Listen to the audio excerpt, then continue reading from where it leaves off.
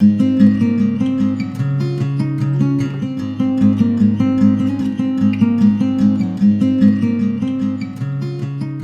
meu nome é Rodrigo Renier Chemin Guimarães, sou procurador de Justiça, professor de Direito Processual Penal da Universidade Positivo, do mestrado profissional em Direito da Universidade Positivo, e vou falar para vocês a respeito do meu artigo que eu escrevi para o livro sobre abuso de autoridade, intitulado A pressa em punir juízes, promotores, delegados, policiais, fez com que nós tivéssemos uma deficiência na técnica, na boa técnica legislativa.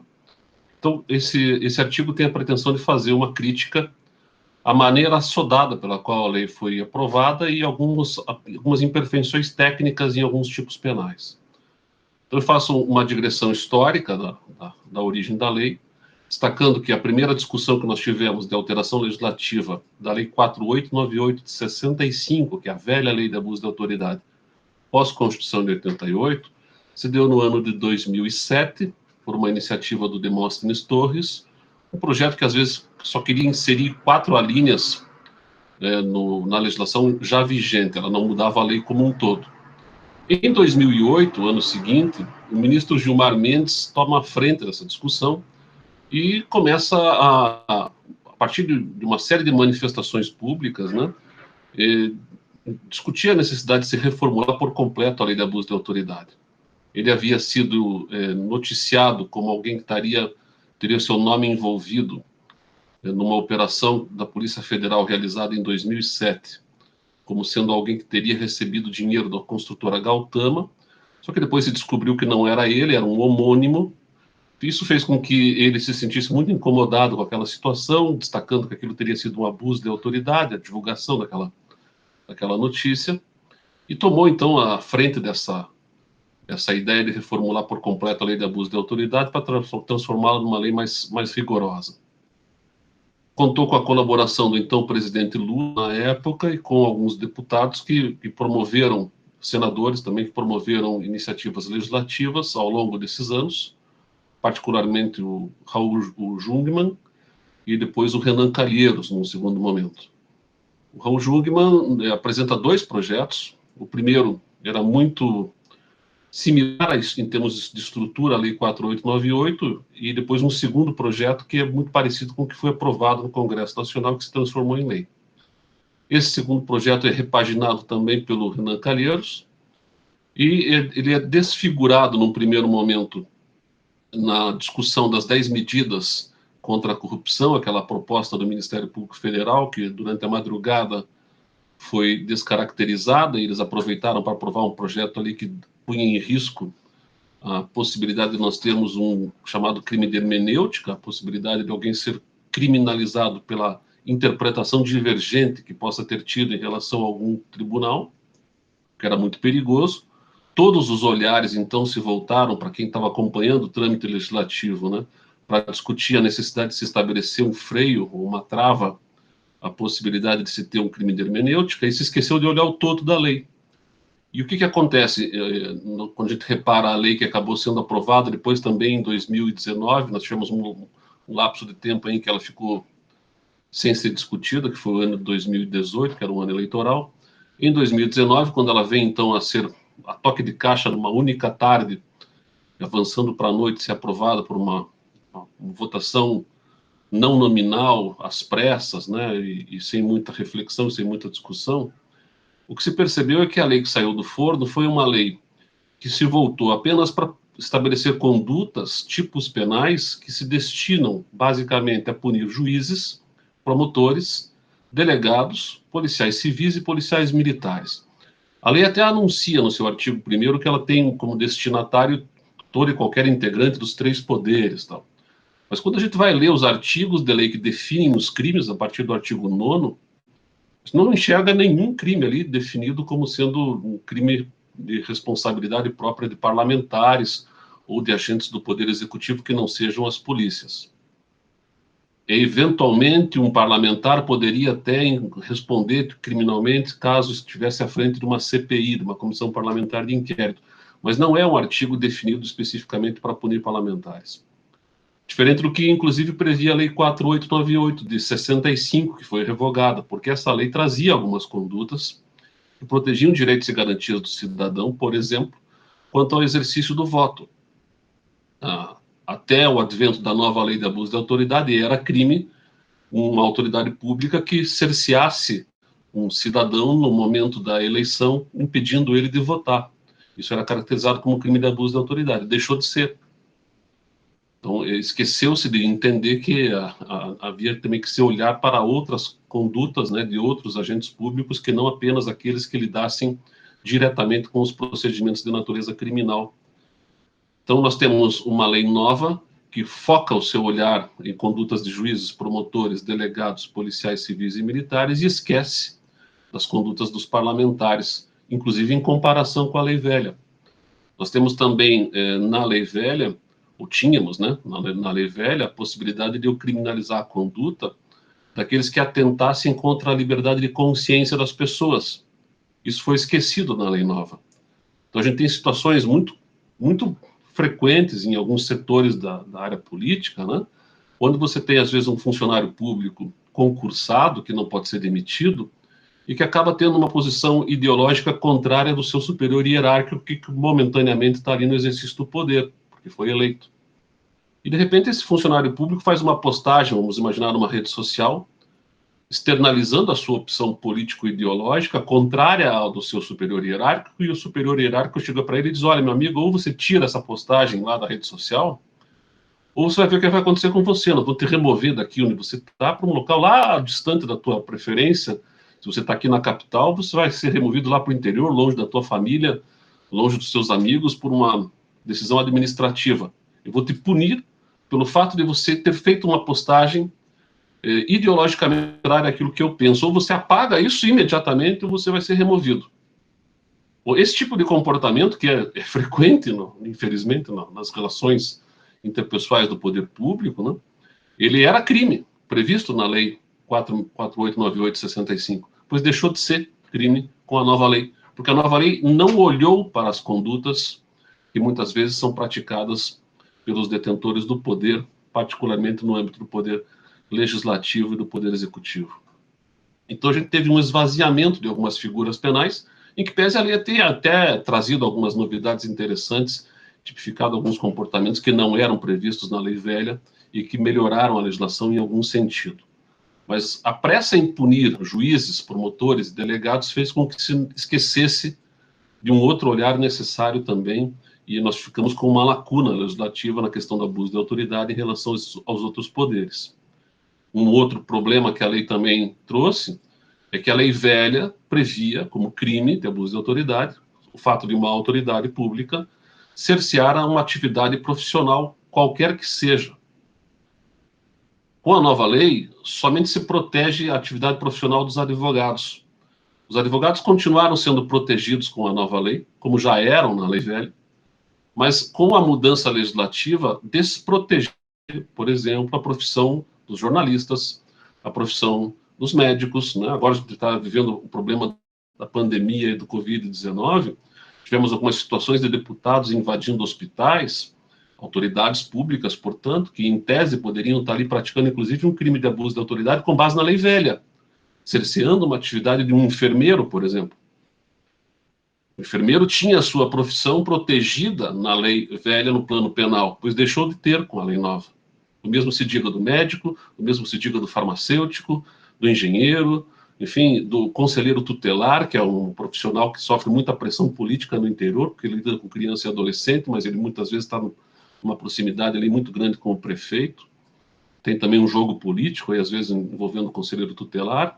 Ele pode sofrer pressões políticas, e ele antes era protegido pela lei de abuso de autoridade, e agora deixou de ser, porque a nova lei não trouxe mais um regramento que considera como delito atentar contra as garantias e prerrogativas profissionais em geral, apenas em relação aos advogados.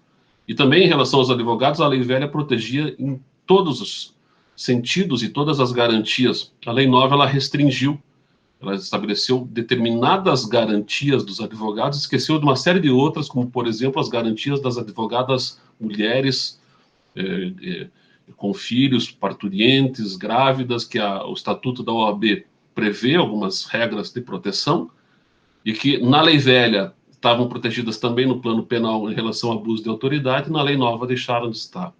Então, a lei nova, ela foi feita, como eu disse, de forma um pouco assodada, de forma a querer dar uma espécie de uma resposta, uma reação da classe política às investigações que ocorreram, particularmente no caso do Mensalão e da Lava Jato, como quem, uma espécie de um revanchismo, assim, dá um troco, né, legislativo, e ficou, então, uma lei que melhorou em alguns aspectos, mas piorou em vários outros, não tendo um cuidado de enxergar o todo do problema. No plano técnico, ela também trouxe algumas imperfeições redacionais dos artigos que tipificaram alguns comportamentos, eu destaco 3, o artigo 27, o artigo 30 e o artigo 31 da nova lei. O artigo 27, ele traz como crime a conduta de requisitar instauração ou instaurar procedimento investigatório de infração penal ou administrativa em desfavor de alguém, à falta de qualquer indício da prática de crime, de ilícito funcional de infração administrativa. Então, a lei está me dizendo que passa a ser crime se eu instaurar um procedimento investigatório sem ter um indício da prática de crime. Aqui é uma imperfeição técnica, porque indício é um conceito técnico que o Código de Processo Penal define como sendo uma circunstância conhecida e provada que, tendo relação com o fato, me permita deduzir a existência de outra ou outras circunstâncias. Então, repare que indício, de acordo com o artigo 239 do Código de Processo Penal, é uma circunstância conhecida e provada. Eu tenho uma prova testemunhal indiciária, uma prova documental indiciária, uma prova pericial indiciária, mas eu tenho uma prova pré-constituída. De acordo com a redação do tipo penal que eu acabei de referir, do artigo 27 da nova lei, passaria a ser crime instaurar um procedimento investigatório sem ter uma prova pré-constituída, sendo que a investigação se destina justamente a buscar essas provas. Aqui é uma imperfeição técnica do legislador. Claro que isso aqui vai ter que ter uma leitura restritiva. Ela tem uma salvação aqui, em alguma medida, o artigo 1º da lei traz especiais fins de agir ou elementos subjetivos diversos do dolo, né, exigindo que o sujeito que vai instaurar esse procedimento tenha ali uma finalidade espúria, abuse mesmo no exercício do poder. Mas, no plano técnico, a redação é muito ruim, porque ela está me dizendo que se eu instaurar uma investigação sem ter uma prova pronta, eu estaria cometendo um crime, quando, na verdade, a investigação serve para que eu busque essa prova. Na verdade, o que o legislador fez aqui foi confundir notícia de fato, notícia de delito, com indício de delito. Basta que eu tenha uma notícia, e essa notícia tenha ar de verossimilhança e que me dê juízos de valor de possibilidade, ou seja, as razões positivas que me levam a acreditar na notícia se equivalem às razões negativas que me levariam a desconfiar dela, para que se instaure uma investigação. A notícia não necessariamente virá acompanhada de um indício. O indício até pode vir acompanhando a notícia, mas não necessariamente. Para ilustrar, muito comum que numa audiência de custódia, que o sujeito foi preso em flagrante delito, revele ao juiz que ele foi preso numa situação de abuso, que a polícia abusou quando da sua prisão em flagrante. Se ficar dada essa notícia de que houve um abuso por parte da polícia, o que o juiz tem que fazer? Ele tem que pegar essa notícia que está sendo dada para ele ali naquela audiência de custódia e desencadear um procedimento investigatório, encaminhar essa notícia para que seja apurada. Mas é uma notícia, ela não é um indício. Mas é o quanto basta para que eu inicie uma investigação. Então aqui é um erro técnico do legislador. Muito parecido em termos de complicação técnica, a gente tem uma redação no artigo 30, que é até um tipo meio sobreposto em relação a esse, que diz que é crime dar início ou proceder à persecução penal, civil ou administrativa, sem justa causa fundamentada contra quem sabe ou contra quem sabe inocente. Aqui o legislador usa uma expressão, persecução penal. Persecução penal em processo penal é um conceito que engloba a investigação e o processo. O que ele fez aqui é praticamente repetir a redação do artigo 27, dizendo que eu não posso iniciar uma persecução penal que envolve inclusive o início da investigação, sem ter justa causa. E justa causa é um outro conceito técnico em processo penal que implica a necessidade de eu ter um conjunto de elementos probatórios que me permitam imputar, atribuir um fato a alguém. Então, é um contrassenso, de novo, né? Eu vou investigar para buscar a justa causa, e o legislador está dizendo que se eu instaurar uma persecução penal que envolve, inclusive, a investigação, sem a justa causa, eu cometeria um crime. Se a investigação serve para buscar justa causa, como é que eu vou exigir justa causa para dar início a uma persecução penal, sendo que persecução penal é um termo que engloba, inclusive, a investigação? De novo, é uma imperfeição técnica do legislador. E o artigo 31 tem um outro problema, que é o problema de caracterizar-se como crime estender injustificadamente a investigação, procrastinando em prejuízo do investigado ou fiscalizado. Os prazos que o Código de Processo Penal dá para que se encerre a investigação são prazos renováveis. Normalmente se estabelece para indiciados soltos o prazo de 30 dias para a investigação estar encerrada. Só que isso é um prazo impróprio, não tem uma consequência de definitividade se não observado, desde que eu tenha que avançar na investigação, porque ainda não tenho os elementos necessários para tomar como titular da ação uma decisão de acusar ou não acusar alguém. Eu posso renovar esse prazo por mais 30 dias, e por mais 30, e por mais 30, tantas e quantas vezes sejam necessárias, desde que não esteja prescrita a pretensão punitiva do Estado, que é de fato, o prazo verdadeiro que nós temos para encerrar uma investigação.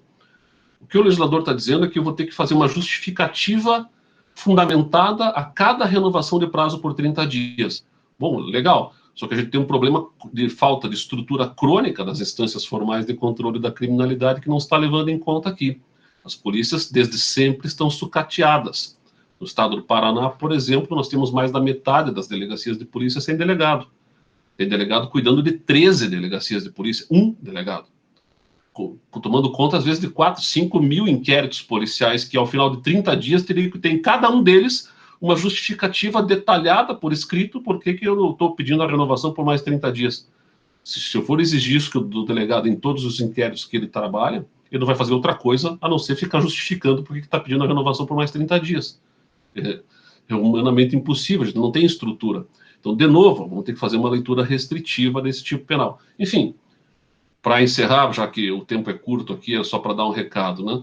A ideia é demonstrar que a pressa, o assodamento em fazer a lei, feita muitas vezes por uma situação mais emotiva do que racional, fez com que nós tivéssemos uma lei que se esqueceu de várias situações que deveriam estar tipificadas e que construiu figuras penais que não foram bem pensadas no sentido técnico.